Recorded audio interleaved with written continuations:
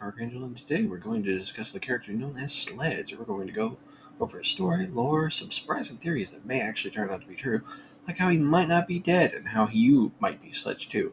Without further ado, let's get into the lore. We don't know much or anything about the man who would become Sledge. Really, all we do know is one day at the Headstone Mine, a great discovery was made.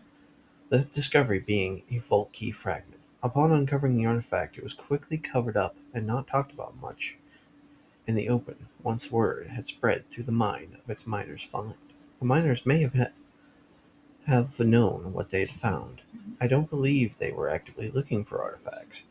More likely, they were mining elemental shock crystals, a very profitable venture on Pandora, when they must have broken into the Vault Key's resting place. We know from the presence of Tannis's old audio logs, and the fact she hires the first group of Vault Hunters to clear out her old dig site at Titan's End, that we know some minor Iridian ruins were present in the arid Badlands, and her original team had established a dig site there to study the large skag cadaver that rests on Titan's End, though apparently, upon the death of her final colleague, she had determined that there were no longer any significant artifacts left in the region, packing up and moving to her research site now in Roscommons West.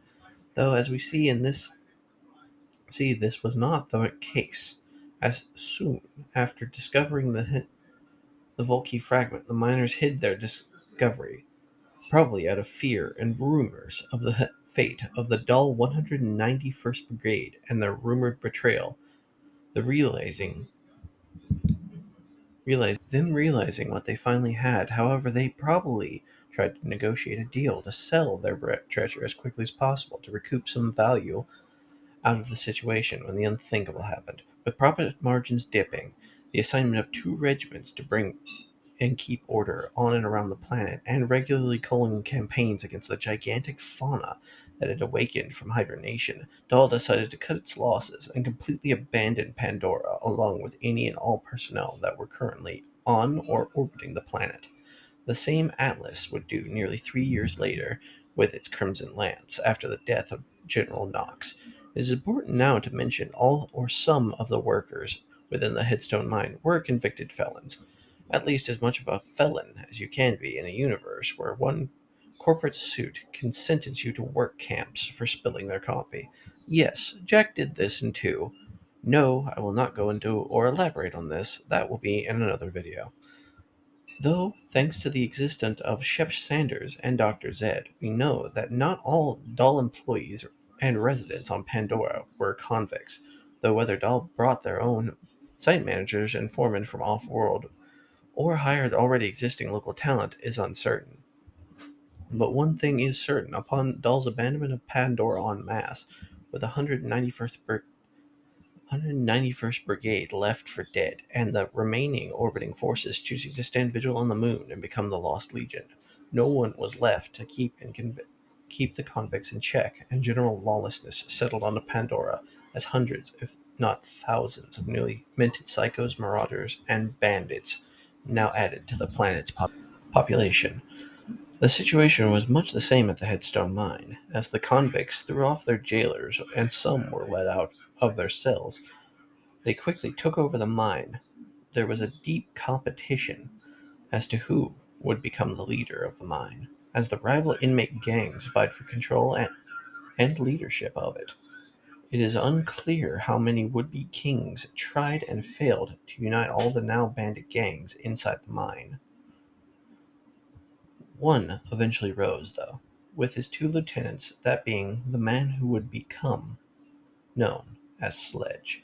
Sledge, along with his 2 lieutenants, Nine Toes and Mad Mel, quickly gained the loyalty of all the bandit gangs within the mine, and quickly started expanding their reach. But then something unforeseen happened.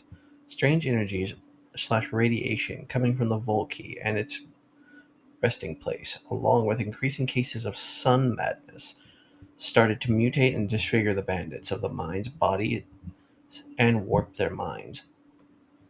Many of them became the now common psychos we now see wandering the ways of Pandora, unable to take their masks off or risk a full mental breakdown. Upon Dahl's full abandonment of the planet, Sledge led his now newly and formed bandit tribe out of Headstone Mine and quickly began to conquer the surrounding area. Personally leading the sieges on the Groaning Hollow and Zephyr substation, seizing the means of production for all power and water for the local area, and sending forces to set up tribal outposts inside the Lost Cavern. After these victories, Sledge and his lieutenants split up, Sledge sending Mad Mel and his forces westward, taking out Titan's End and Howling Defile, then marching on westward to start to chip away at the outer defenses of New Haven, while Ninetoes was sent eastward, though avoiding TK's claims somehow, came to quickly take hold of the Skag Gully, coming to blows with another now newly formed and released bandit gang that, after a time of some fighting, petitioned to join Sledge's tribe, of which they were granted the ability to join, and were quickly put under Nineto's command, securing the Skag Gully under an iron grip. While these two were on their march, Sledge continued northward, taking hold of Pishwash Gully Junction, and created a large barricade to stop easy travel from Firestone, the nearby town. Then going to take control of the town of Firestone itself, setting up outposts in the old Firestone Arena and next to the town, leaving Bonehead in charge of overseeing the town. After this siege, Sledge backtracked and headed northwest into the arid hills, setting up two more outposts and his safe house in an old abandoned mining bunker, establishing it as their now fallback point if they were ever pushed out of the mines. With these victories, Sledge and his lieutenants had successfully taken hold of all the area's resources and securing the Badlands in an iron grip, though still in possession of the Volkey fragment, of which many would come to know about, though whether this was through their attempts to sell it to likely parties such as Tanis, Atlas, or former Dahl personnel, we really don't know, as Sledge's rule would come to an abrupt end only 3 years after it started, as slowly a group of 4 strangers arrived in Firestone one day, that being the group of the original Vault Hunters, who systematically dismantled Sledge's fledgling kingdom, killing both Ninetoes and Bonehead, then Sledge himself. Now that we've got over who Sledge was, let us look at a couple theories about the fact he might not be dead or might not have even been the original Sledge in the first place. Here, take a listen.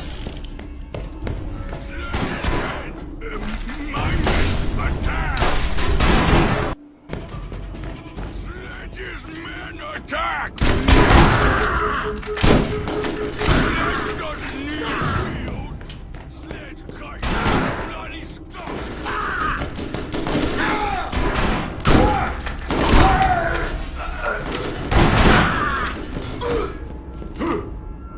No mercy for anyone threatened.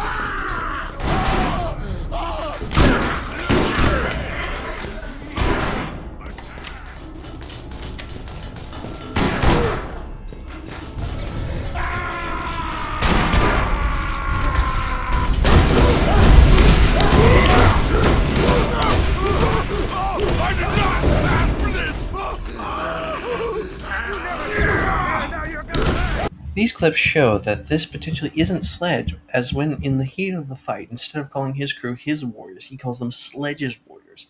Then, when he is set on fire, he has a chance to say he didn't want this, or didn't want to choose this, as though this is just a lackey, and the real Sledge has already gotten away, and left this guy behind to buy him and his gang time to get away from the badass Vault Hunters who are there to steal the Volkey fragment, forcing this guy to take the fall for him, and help him either fake his death or buy time. There are more lines than just these two, by the way. These are just the two I could capture on my own runs. Reading from the wiki, some of what he can also say is, "Oh, that doesn't feel good upon death. Sledge's men gonna kill you. No mercy for those who threaten Sledge, okay? No one comes here unless Sledge tells them to." And these are just a handful of his lines, in all fairness. He also says a bunch of other lines that do point to the fact that this could be the real Sledge, but he flip-flops back and forth so much it makes it very well seem that yes, this may be someone pretending to be Sledge, or is just one of his brutes.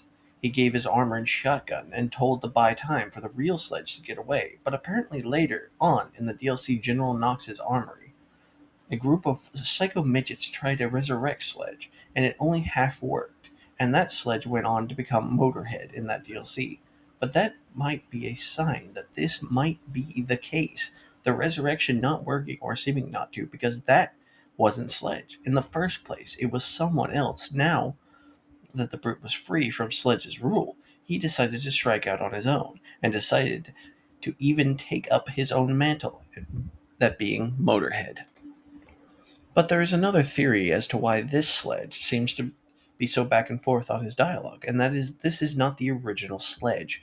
Now, this theory is where we will be getting into the whole "you might be Sledge 2" part of the video, as to it could be that when setting up the power structure of the tribe, Sledge put into place a rule of law, that law being strength, or the law of only the strongest shall lead, meaning that in the time of Sledge's tribe, or possibly the Headstone Bandits becoming a thing, and in between that and the beginning of the first game, the original Sledge could have been challenged to a trial by combat for leadership of the tribe, and that Sledge lost, with whoever beat him, probably another one of his tribe's brutes or bruisers, taking up his armor and shotgun, dubbing himself the new Sledge, as a sort of honoring the old Sledge, but also making a tribal political statement to any who backed the old Sledge, essentially saying, "Old guy was cool and badass and all, but I'm in charge now."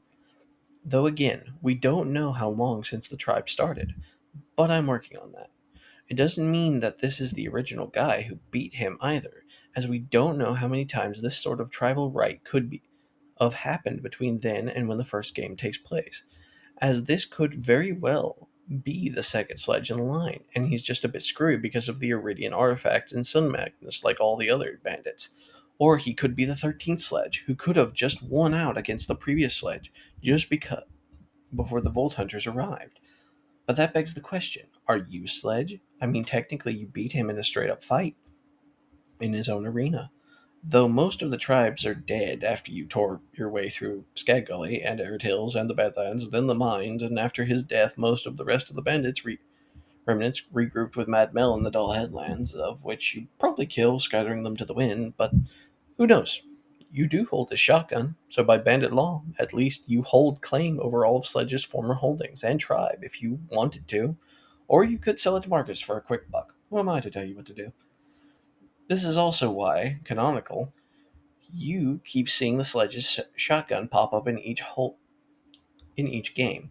Holders of the guns adds their own rights of ownership to the weapon, meaning under bandit law, all who own it also owns everything the previous owner owned, as well who knows one day may come where this gun changes hands so many times that it might very well become the deed to the planet Pandora itself.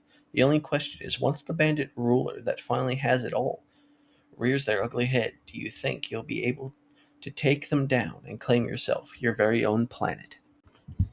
Thank you for watching the video. I know this might have been a long one. Maybe not. It's probably going to be around 15 minutes. But sorry I was ranting and analyzing there in the first bit about tennis and the doll pullout and all the problems that caused. And that's just kind of, early Borderlands 1 lore is in that a lot of things are very tight knit in that period of time, in that you really can't talk about characters and stuff because the doll pullout of Pandora is a very major event and is basically the catalyst to start the first games, because without that you have no bandits. Doll doesn't uncover the rocks and ruins, so they don't know a Volt's there, and so you really have to talk about that along with Atlas, which, even though in Borderlands 1 Atlas actually turns out them showing up is actually a very recent thing. I think they've only been there for about 6 months. And then Dahl just sends cop truck units in to give new adventurers, because that's what causes the new adventurers. Atlas says they're reinvesting in the planet, and then new adventurers show up to rehunt the vaults, maybe turn over new leads. Sorry if I rambled a bit, but I'm pretty sure we got there in the end. But I'd like to ask, what do you all think? Did Sledge fake his death, or had a body double take his place and has been out there building his empire in secret? Or do you think there have been mini Sledges and wielding a shotgun makes you the new Sledge and are now the ruler of the arid Badlands? Or do you have a theory of what actually happened to Sledge or how he could still be alive and out there somewhere. Leave in the comments below. I'd love to read them. But as always, I'm just glad I can be here telling you some stories. I've been Ionic Archangel. Thank you for watching. God bless.